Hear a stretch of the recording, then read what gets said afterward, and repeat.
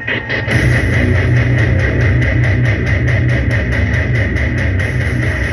to the circus.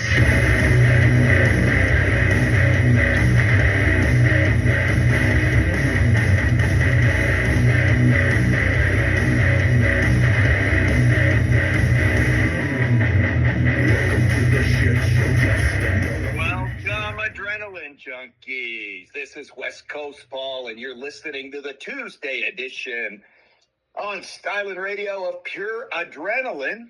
I'm in the booth here with a sad-hearted Izzy. Hey, what up, Izzy? What's up? What's up, guys?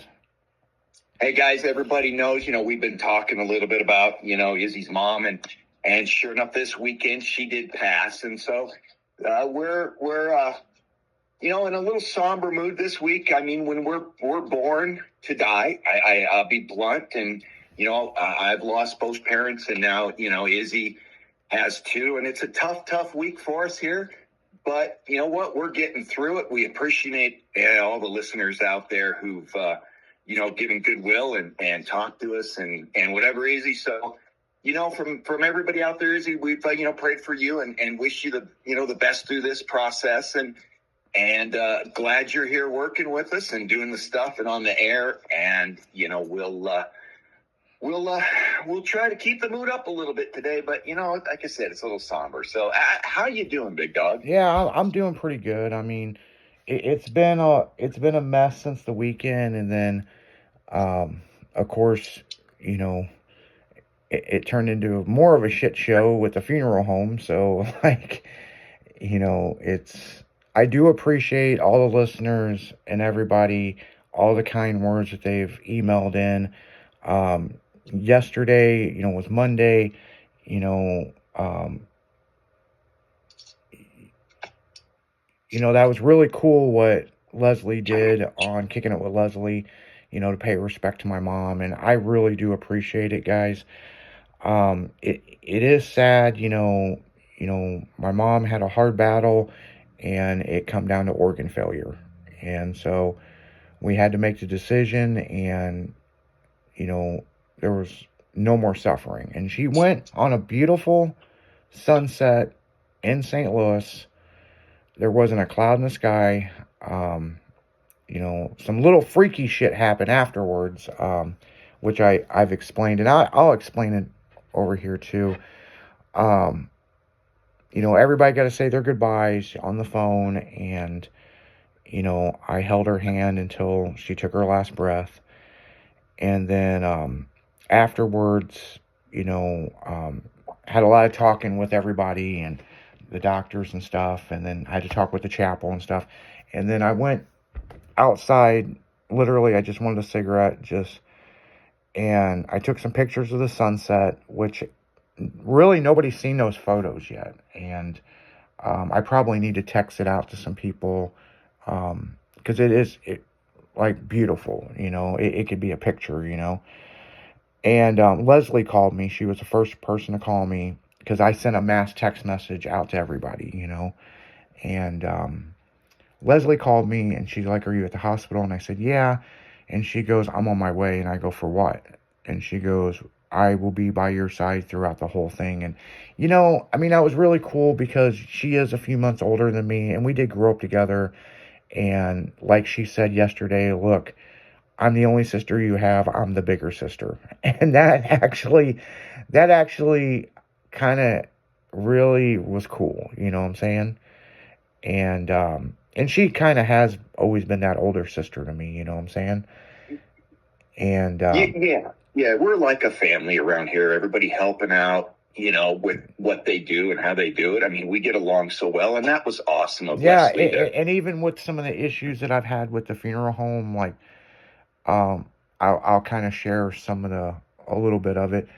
So when my mom passed away, I was at the hospital for till midnight. You know what I'm saying? She passed away at 5:59, but there was so much other stuff I had to do and paperwork, and they had a grief counselor, and I didn't need that. It just was standard little stuff I had to go through, right? And of course, Leslie said she'd come up there. Obviously, she knew more than me, because I didn't know I would be there that long. And but that was cool. The funeral home, they were contacted by the hospital, and they get a hold of me yesterday, which turned into this whole fucking shit show. Well, are you sure your mom died at that hospital? I was standing there, like, and it's just the way this funeral home woman. I asked her if she was a director, and she asked me a question. So it's like, now I got to deal with this shit show with the damn funeral home. So basically, I've just went to my mom's attorney, and they're working on stuff.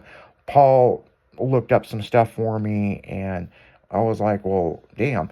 So it's just, I've got power of attorney. We have to get the other paperwork, which we have, but it's at my mom's house. And it's like, so much weight has been put on my shoulders. It's unreal. But in the same sense, I said I would be here for the fans. I would be here. I haven't taken a leave of absence, but everybody in the company's kind of stepped up and took some stuff off my plate so I can deal with, it's sad when a loved one passes away. It really is. But then when you got a funeral home, the only thing they're concerned about is who's paying them when everything was already paid for, and it's like, I understand in business, and I've been in business since the 90s, even Paul has been in business forever, right? Yep. You get that employee that thinks they're the fucking hero. Well, yeah, and like, when you asked her whether she was a funeral director, I would ask her if she was fucking Satan.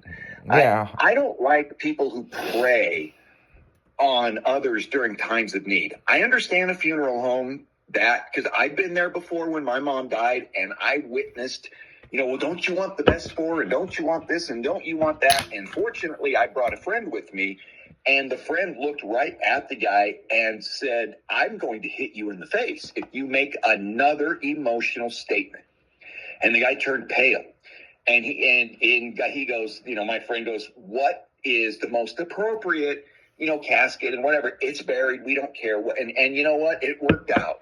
Yeah. But because I was there too in that specific one, and you are highly charged and emotional, Izzy. And, we know that, and they know it. But there's still, she sounds like, just a bitch. Well, I'm sorry. Well, the thing is that just amazes me. And I wasn't even going to talk about this on the radio, but maybe I'll feel better telling 800,000 people tonight. Yeah. Hey, everybody's going to go through it at some point. Yeah, it's like the hospital, I gave them all the information. Monday, I get a phone call. Or Monday, I contacted, she passed away on Saturday. Yeah. So the funeral home was notified, okay? I know they were notified, okay? I don't care what they say. Monday, I contacted the funeral home. So here's the next step of what we got to do to move forward. And they act like they didn't know anything and all this other stuff. And so I gave them the information. No big deal. Something could have been dropped, whatever, right? Sounds like too many chiefs and not enough engines, right? So, or somebody that should be an engine that thinks they're a chief, right? Yeah, something. Yeah. So anyway, make a long story short, I contacted the funeral home. They took the information. Then they called me back, and they were like, are you sure that she's at this hospital? And I said, yeah. Were you standing there when she passed away? I'm like, which I think is kind of weird. And I was like, yeah. And they got all these stupid questions because they're like, something's messed up because they can't find your mother. Now they gave me their card. The chapel did. Yeah. So I get off the phone with this dingy bitch, and I call the chapel, and then that puts me to the supervisor over the morgue, right? Yep. And the woman was really nice, and she goes, give me a few minutes. Let me put you on hold. She goes, your mom's sitting right here. And she goes, she has a smile on her face. My mom passed away, and she had a smile on her face. So this woman has no reason to bullshit me. And I go, well, we're not going to say the name of the funeral home for legal reasons, which I should blast them. But I don't want. Just call them Satan's Palace. Yeah, that'll be a good one. My mom and dad paid for a mausoleum that overlooks the valley of where I grew up. Okay. In her stuff, right? She doesn't want a funeral, which I thought she did, but apparently, according to this, she doesn't. She just wants to sum this up, okay? She just basically wants to be put in the box and put next to my dad. That's There you as go. simple as you can make it. And my Yep. mom, that probably makes sense, okay? There's some very strict instructions on a few things, and that's it, okay? It's simple and easy. Why does funeral home has to make it such a clusterfuck? And then we get into, oh my God, we can't find her. Are you sure that she's at this hospital? So I call and she's there. So I call the funeral home back. They're like, okay. And then they call me back and said, she's not there.